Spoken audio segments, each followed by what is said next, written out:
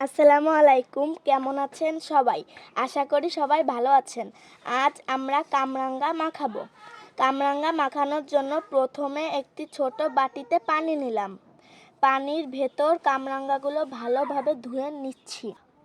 কামরাঙ্গা মাখানোর জন্য আমি পরিমাণ মতো লবণ ও 3টা শুকনো মরিচ নিচ্ছি।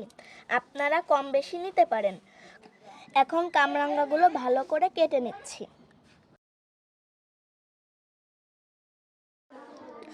মরিচ পোড়ানোর জন্য আমি কিছু শুকনা কলার পাতা নিয়ে নিচ্ছি।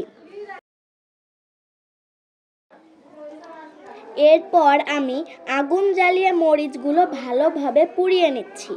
আপনারা তেলেও ভেজে নিতে পারেন। মরিচ ভাজা বা পোড়ানোর সময় খেয়াল রাখতে হবে মরিচ যেন বেশি পুড়ে না যায়।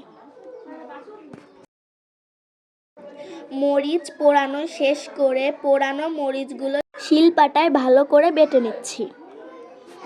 আপনারা চাইলে মরিচের সাথে তেঁতুলও দিতে পারেন।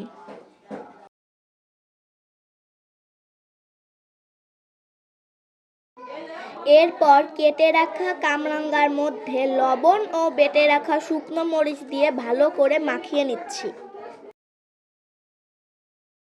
মাখানো শেষে আমি আমার ছোট ভাই বোনদের মধ্যে ভাগ করে দিয়ে আমি এবং আমার বন্ধুরা মিলে খাচ্ছি।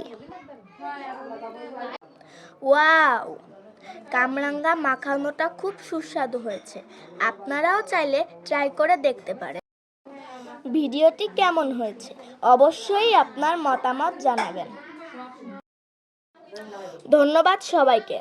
ভালো থাকবেন। আসসালামু আলাইকুম।